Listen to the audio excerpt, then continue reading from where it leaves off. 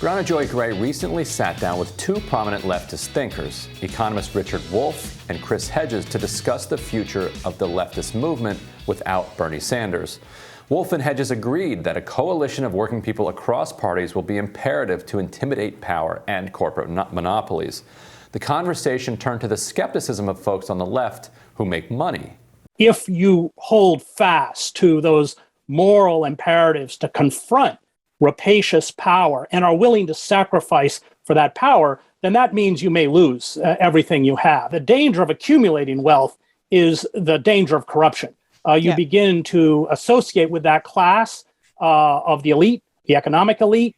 You begin to like it, and you begin to hedge your statements and your critiques in order not to be expelled from that class. That's the danger of wealth. But if you can continue confronting injustice and with the understanding that you may be expelled from that class and may be hurt economically, then you can remain untainted. Co-host of the Bad Faith podcast and former National Press Secretary for the Bernie Sanders campaign, Briahna Joy Gray, is here with us to discuss. Briahna, welcome. Thank you for having me. So, Briahna, where do you land on this question? Look, I think you put it really well. I don't think that there's necessarily an absolute moral hazard when people earn money, right? The question is whether or not achieving some level of affluence changes your fundamental message and causes you to act against the interests of the groups about whom your advocacy earned you those funds, right? So during the campaign, there was, I think, a bad faith attack against Bernie Sanders about the fact that he owned 3 houses. Now, of course, one of those houses was his wife's through inheritance, and every congressperson has to have a house in D.C. and a house back in their home state. But even if it were true that Bernie Sanders, or what is true of many other Congress people, they have achieved enormous amounts of wealth, the fundamental question has to be, does the way they're behaving now that they have accumulated wealth go at odds to their fundamental political message, and have they changed their fundamental political message to be self-interested? And of course, Bernie Sanders talking about tax the rich and every other kind of economic policy that would inure to the benefit of working people really destroys that idea. And this conversation, which arose because of some critique of very popular Twitch streamer Hassan Piker about the fact that he purchased a $3 million home, I think sometimes got a little attenuated from this fundamental question of, is what Hassan Piker is doing, what he's saying, at odds with the fact that he is now in a class that his advocacy's interests aren't represented by? It's a fascinating conversation, and taking it a bit further from just the concept of personal wealth, because I think you address that well with regard to Bernie Sanders. I remember he got some criticism that he'd made about $1 million between book deals and different things, but also the question of campaign finance. You have to finance campaigns. You have to be able to compete with people who are going to take super PAC dollars until there's any kind of a change to McCain-Feingold and different campaign finance laws. That is the reality. Do you see there being a situation where progressives can be the mainstream top-tier kind of candidate, but doing it in a complete way where they're not taking any of this additional funding? Well, what was kind of beautiful about 2020 is that we saw firsthand that that is possible. Bernie Sanders out-fundraised everybody else in an extremely crowded field and was able to do so with complete transparency and with small dollar donations. The benefit of that being not just that you are being funded by the people that you represent and don't have those conflicts of interest, but also that because people were making small recurring donations, if he had won the primary, it would have given him the boost to continue that fundraising into the general, as opposed to most other candidates who tend to max out with big donors and then struggle to continue to earn money down the final stretch. So we have seen proof positive that this works, and we also just saw the example of Senator doing enormously well with small dollar donors. I think that what we really have to do is punch the mythology that everyone has to compromise their values in order to compete financially, because I think a lot of let politicians off the hook because they just believe that that's the case. You know, what's interesting about the money issue is that, a party like the Democratic Party that's always trying to remain the party of workers or the party of the middle class that are trying to improve their lives, is that once you actually succeed in this and you improve the lives of the people that you were fighting for, they then kind of transition into a different class. And when they transition into that class, their children grow up in that new class. And then the children, of course, still adopt the political ideology of their parents. And we know that political parties tend to be sort of like a religion in some ways. So the family's Democrats. So the kids then say, well, okay, my mom and dad were Democrats, so I'm a Democrat. But they grew up in a different circumstance than their parents. So someone who worked really hard and then they made a lot of money usually tend to still identify and understand the struggles and the plights of people in lower classes, but their kids don't. Right. And so you can't pass that knowledge, that firsthand knowledge onto your kids. So I think one of the challenges that the Democratic Party has is that, grandparents like mine who were Democrats and blue collar workers. My grandfather was a trucker and my grandma was a secretary. And then they told the whole family, you're all Democrats. Right. But then my dad went to college and he was able to make more money. And that, it's like, how do you keep the party in line with people when the children grow up and then they're Kennedys, it's hard to, or Clintons, or like Chelsea Clinton, it's a totally different experience. Yeah, well, it's interesting because I think that in a lot of ways, the class differences between the parties have collapsed. I think increasingly, particularly in voters under 40, Americans under 40, that there is an increasing realization that we have two corporate parties, neither of which is benefiting working class people to the degree that the Democratic Party did 4 decades ago, let's say. And I think that you're right. There are these class pressures to, vote differently once your taxes are the ones on the chopping block. But I think it's also really important to message to voters that the tax incentives of wanting to vote Republican as a middle class person are a little bit missing the forest for the trees. What the left, what I would say the true left is talking about when we're talking about progressive taxation and funding all of these social programs is taxes on the very, very, very top tranche of American society. There's 3 people in America who own more worth than the bottom 50% of Americans. And neither Hassan Piker nor Bernie Sanders or even maybe Nancy Pelosi. I mean, not even Nancy Pelosi, but maybe Nancy Pelosi is in that ranks.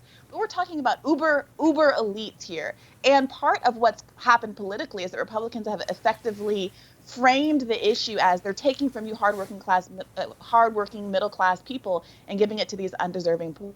When the real story should be that there are exploiters at the very, very top who are causing the bottom half of the country to live in an enormous amount of precarity, even though they work just as hard or harder, or work multiple jobs, and are struggling with some really terrible levels of insecurity that I would argue are inhumane and violate the idea of having basic human rights in the richest country in the history of the world. And we should all keep clear when we're talking about someone like Hassan, regardless of what you think, he shouldn't be conflated with the real targets here of a progressive economic policy.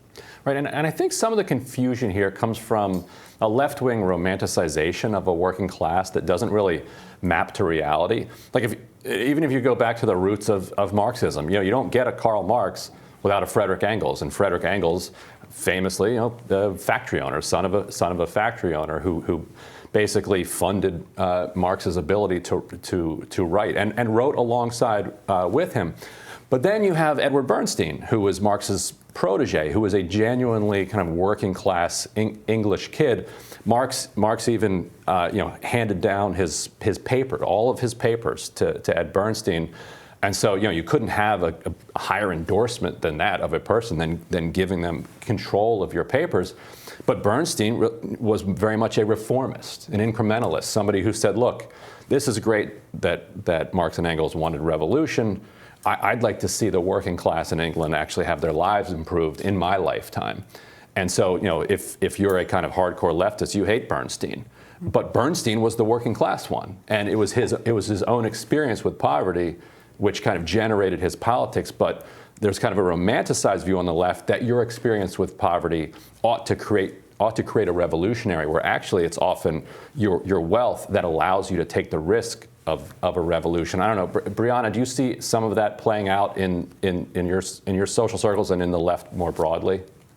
Yeah, we took this question up toward the end of the interview, this question of whether there's something to a kind of class identity politics that's useful. Professor Hedges raised the fact that he teaches he teaches people who are incarcerated, and that those are some of his best students who seem to grasp the subject area and be willing and able to apply it better than the people that he teaches at Princeton, for example, and that they take the lessons learned and go into the streets and don't have that squeamishness about doing activism within the communities that they came from, et cetera.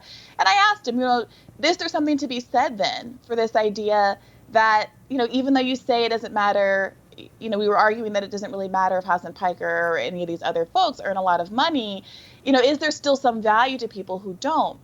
And, we mooted it a little bit because I think with any identity politics, there is the danger that you can oversubscribe someone's values or intent just because of who they are or where they come from. I think everyone's an individual, and at the end of the day, you can't lose track of that. But certainly the broader gestalt of things, I think, are benefited by having folks with that kind of economic diversity as well.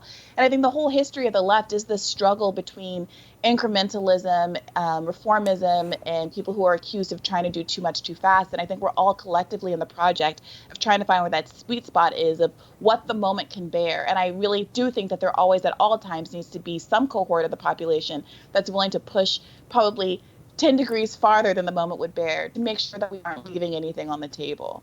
Well, and Briahna, I think you made one really good point, which is that the two parties, the Republicans and the Democrats, are largely seen as corporately owned on both ends of the spectrum. And I do think that there's a bit of a generational moment that we're seeing that's a populist moment on both sides of things, where you have, part of the Trump appeal was that he was speaking to working class, hardworking Americans who felt like the system was rigged against them in favor of big corporations, the elites, big money. And it wasn't that dissimilar in the broadest strokes from the Bernie Sanders message. I have to wonder, do you think there's a generational shift against this, power equals money, those in power have to be the wealthiest, and sort of this push that we need more people who represent the working class? I think there absolutely is. What's the stat about the majority of people under the age of 40 having positive views of socialism and negative views of capitalism? I mean, the world is very much changing, and I think it's because so many folks in my generation and the generations behind me have been done a disservice. Many of us jumped through every capitalist hoop we were told to jump through, the hoops that inert enormous benefit to generations before me, and still end up feeling enormous amounts of precarity. I'm going to hop off of this call and call up my bad health insurance company who sent me an email yesterday saying that for some reason I've been kicked off my plan, right? No one should have to deal with this level of insult when you're relatively affluent and successful in the richest country in the history of the world. Now, what that means in terms of political outcomes, who knows? Because there is a lock on this two-party system, and both parties, including Democrats, continue to make it very difficult for third parties to enter the race because I think they understand what threat that poses. The majority of Americans identify as independent more than they do Republican or Democrat, and we all know that there's an enormous amount of people who never vote, largely because they perceive it to be the case, not wrongly, that neither party is really fighting for their core interests. That's not to say there aren't significant differences between the two parties, and I think that we see that playing out right now over the infrastructure battle. But at the end of the day, when gains are so ephemeral and difficult to put your hands on, and promises like recurring $2,000 checks, the $2,000 checks in the first instance, student debt cancellation, et cetera, are reneged upon, you can't blame people for being so politically disaffected. And one little Bernie Sanders note to end on. In the 90s, he wrote a book called Outsider in the House, a really good memoir. I think he got about a $30,000 advance for it, and he donated all of that to charity.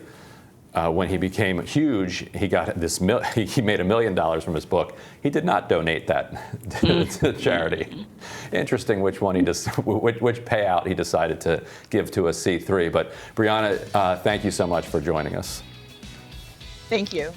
And we'll have more Rising for you right after this.